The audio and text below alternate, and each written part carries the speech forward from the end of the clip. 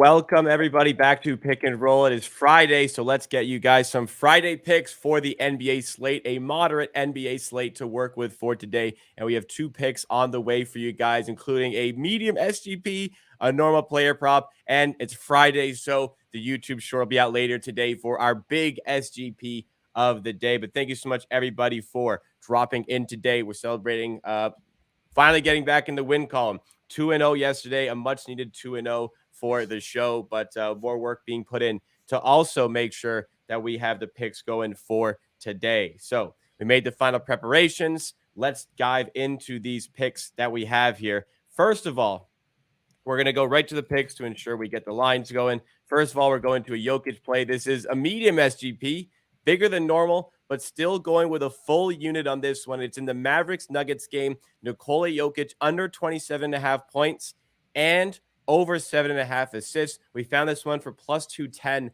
at DraftKings. I see it also at BetMGM for plus 195. Both of those prices are fine to take on this one. Pips really likes Jokic to be passing today, not really going into scoring mode. So keep an eye out for the best price available on this one.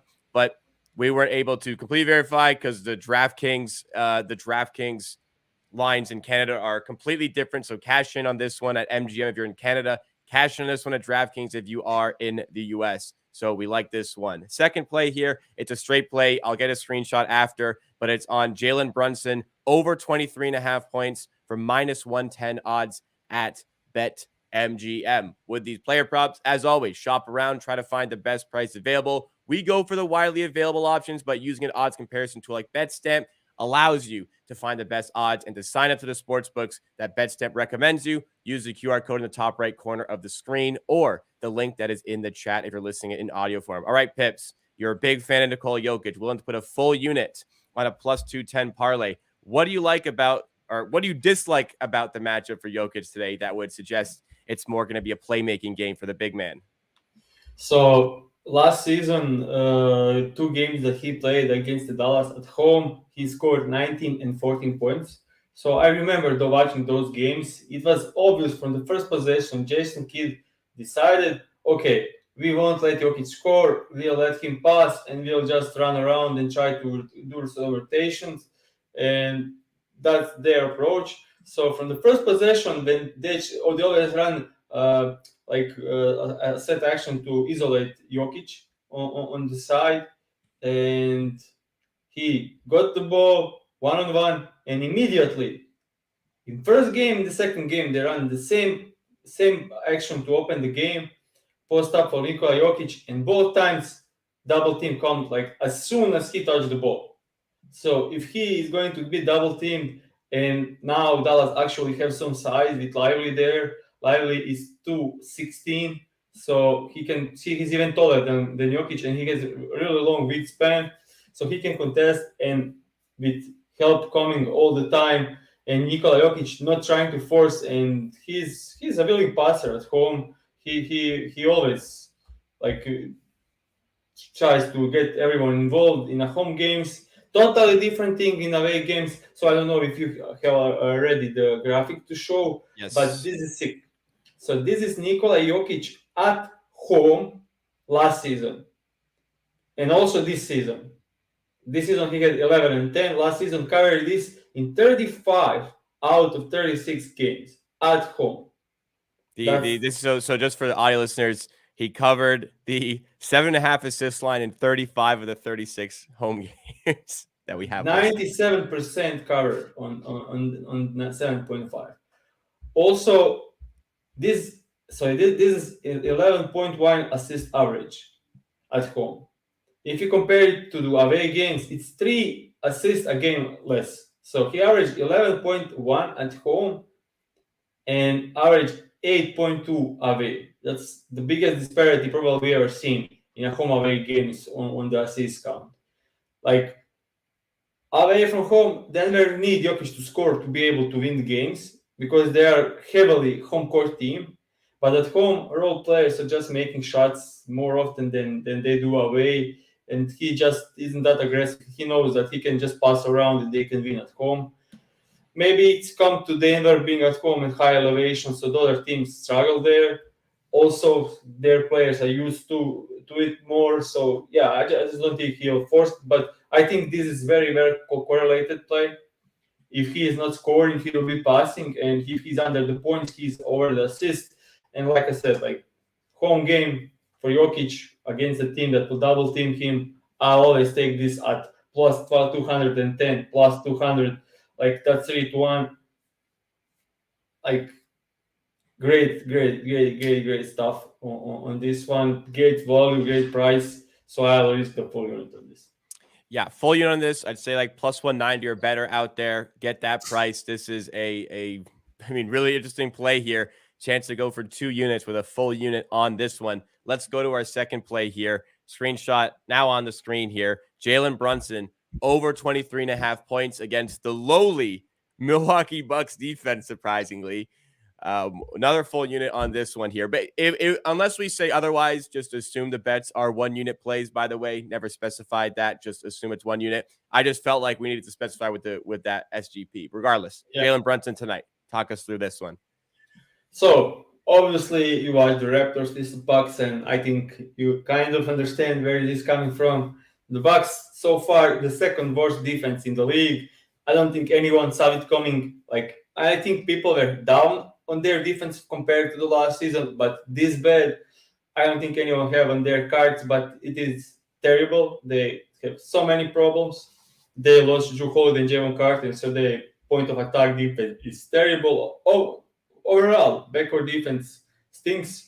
So Giannis and Lopez try to overdo it, their usual role. So even the wing defense is terrible. They are not even protecting the rim. So yeah, obviously so far not looking good for the Bucks. So no one to one-on-one matchup for Brunson. He will just Beasley, Middleton, whoever tries it won't do well against Brunson one-on-one.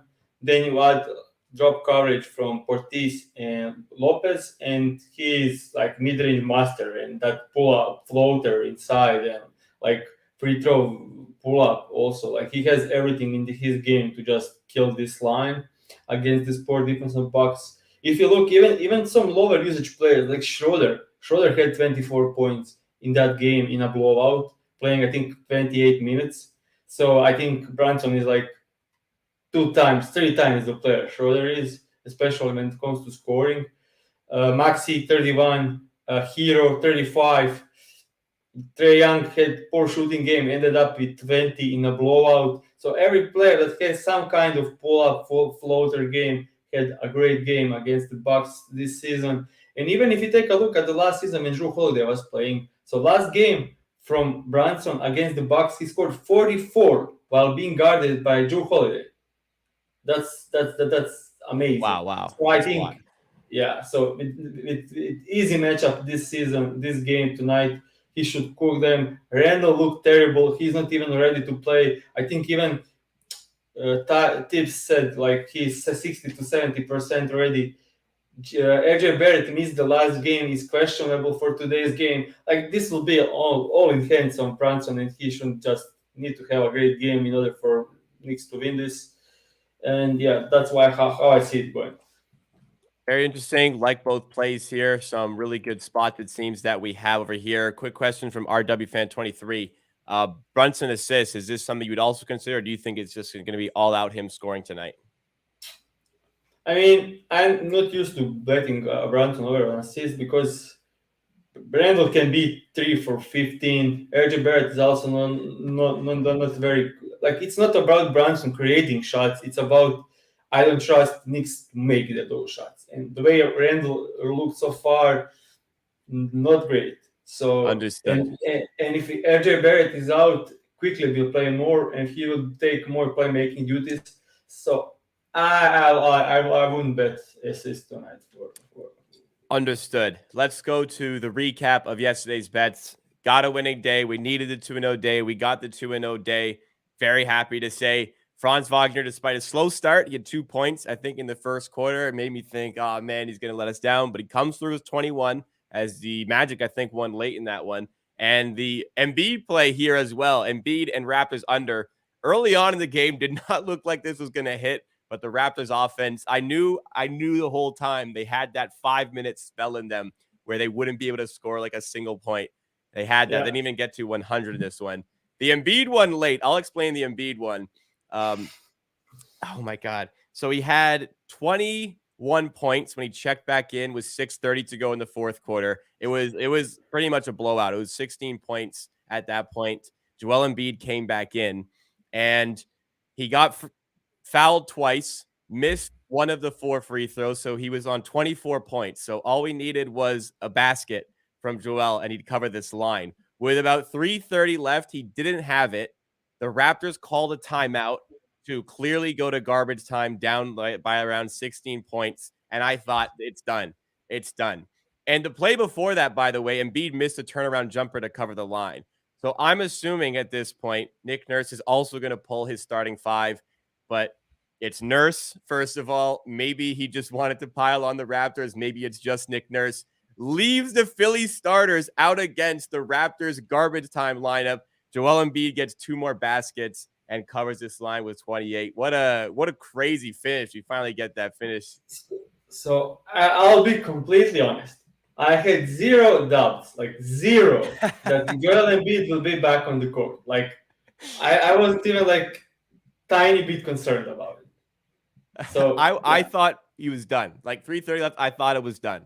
It's Nick Nurse and he's 40 minutes playing when I saw how many times last season was Fred VanVleet playing hurt 40 minutes with them down 25 points, like, or up 20. Like, it's just the thing with Nurse, and that's it. Also, I'll admit, I kinda underestimated the point that Oubre is starting because he was just, I don't think he made 5 passes in that game. When he got the ball, he shot. Well, no matter what, where like Embiid will have like, I don't know, like Gary Chet Jr. inside on the post up, Oubre will shoot contested 3. Like he just doesn't care, and that will be probably a thing with Embiid this season. If they start Oubre, Embiid could average like 2 to 3 points less this season. Like honestly, like Oubre is just firing shots. And also, when Embiid went for a layup and missed, and Oubre got the ball in the corner. Yeah, that was the play.